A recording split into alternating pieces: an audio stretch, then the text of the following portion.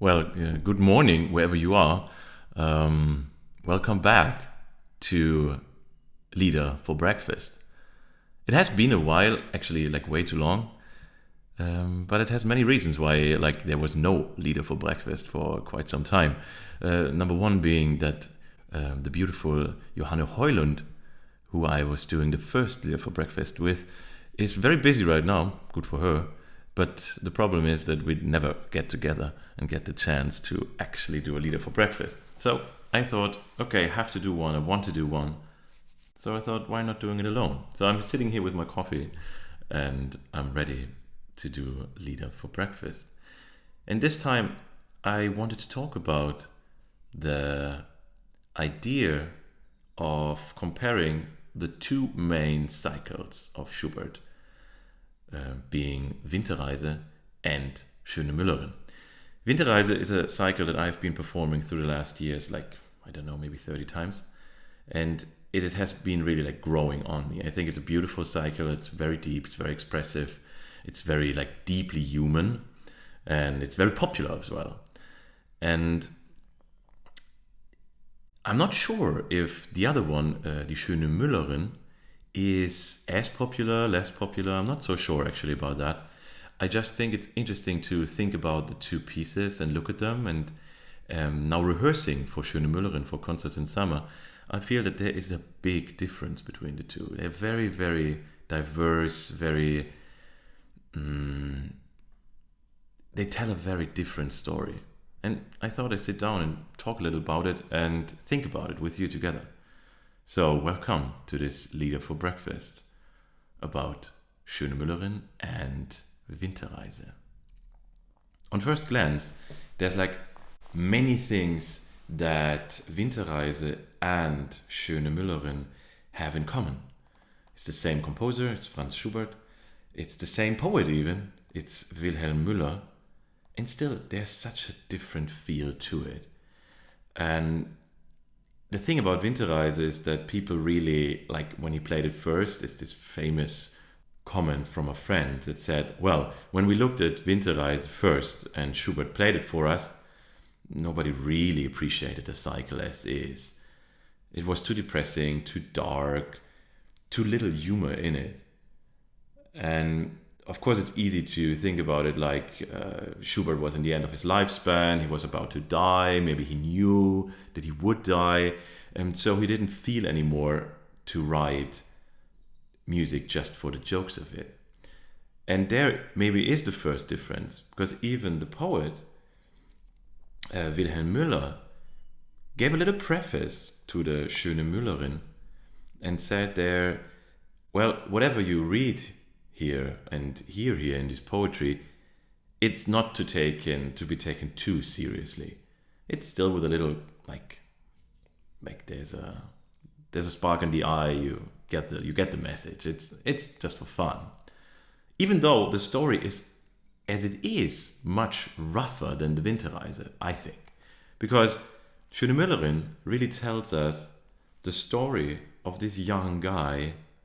From beginning to end, we see him starting out as this beautiful young person who's inspired, who wants to take a job, who wants to conquer life and conquer it fully. And he walks with this little river on his side and follows it because it will lead him to a mill finally. And there he finds his first job, or his job for now, and there's even a girl. And he falls in love with a girl, and he has hope that this might work out and turn out well. And it doesn't. And then he figures out that there's another guy, the Jäger, who is very aggressive, or at least that comes across as very aggressive towards the Müllerbursche. And the Müllerbursche then cracks and has more and more dark thoughts, and mentions actually that he wants to die and that he wants to have a grave and that he wants to go in. And towards the end of the cycle, the Bach takes over and speaks for him even, and sings for him and sings him a lullaby so that he might sleep in the river, in him. and find peace. And der Winterreise is very different because we start a little the Winterreise journey where the Müllerin is actually already over. Like the hope for a good outcome, for a happy ending is already gone. Fremd bin ich eingezogen, fremd zieh ich wieder aus. It contains the whole story of Müllerin. He comes there as a stranger, finds his place, and then everything of the Müllerin story happens, and he has to leave, he has to go.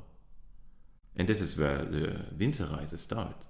And from there, it's like a downward spiral in many ways. Like there's moments where he wants to push back, where he thinks that he has a chance, where he wants to fight, like in Mood, when he says like right towards the end, where he finds all his energy and is aggressive against the forces that suck him down. But we don't know what happens even. I think the Müllerin is more present there. Like it's the lullaby of the brook. And the brook says, sleep well. In the Winterreise, there's just an ending, an open ending. A guy that we meet, that he meets, the Leiermann, a dark, homeless almost person that shows him a way into an unknown future. And also in the way like formal things work. There's big difference between Müllerin and Winterreise.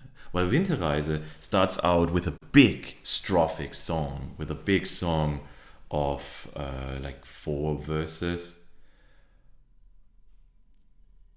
The Müllerin does so too, but the Müllerin doesn't stop there.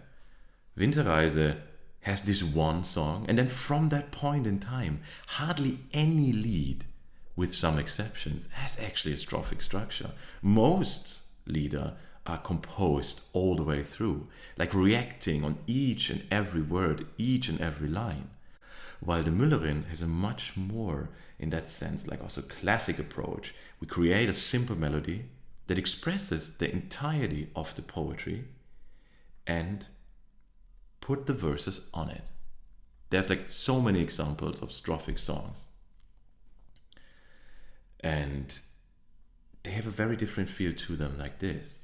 I don't think they're actually much harder to sing. Like people say, oh yeah, strophic song is so hard because you just have to change of text and nothing else helps you in the melody. And I don't really think that's absolutely true because the change of text is enough. There's a story to be told, there's things to be said, and you can say them in 1,000 ways.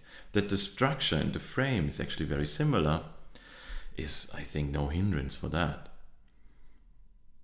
And still, the structure is much more rigid. And being so, it feels like as if Schubert in this music is containing himself more. He stays more true to the classic idea of the lied, of being simple, being straightforward, being something that could have been written as a folk song, and still being very, very artistic. And I think it is a challenge to actually find out what each word means, what each verse means, what all the like strophic structure still enables you as a performing artist to bring out. And then, and maybe that's the biggest thing about Winterreise and Müllerin, that we see a very different type. We see a different person that is actually going through this. Because we do have the young person, the young guy, as a starting point of both cycles. But while the Müllerbursche actually wants to be with people, wants to interact, wants to like experience other people's lives, the main character of the Winterreise is beyond that already. He's not interested anymore in the others. He avoids them, as mentioned in Wegweiser, where he says, why do I avoid all the paths that everybody else goes? Why do I see a street sign and then walk the other way? This is very different. Because the Müllerbursche, he wants to be with the girl. He wants to confront the Jäger, the hunter. And even when he's completely desperate, he's still turning towards his inner friend, his inner stream, this personified brook that he talks to, and the brook even talks back. Winterreise is absolute a monologue. We are with the wanderer out in the snow, out and split away and cut away from the other persons, from the other people. The girl is gone, the family of the girl is gone, his village where he used to live, gone.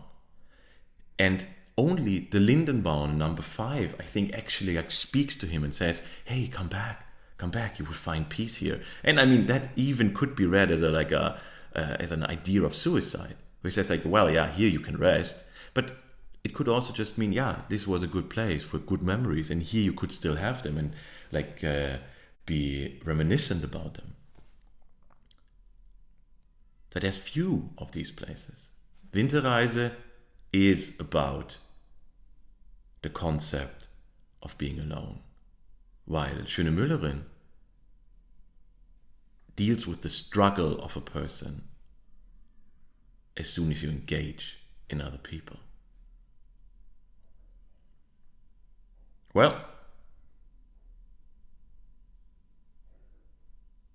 that is what I think about Winterreise and Müllerin right now. I hope you got something out of this. And if you did, just leave a comment and let's start a discussion. I like to talk about this. I like to find out what we think about these cycles and what they contain. Thanks so much for listening and watching, and see you next time.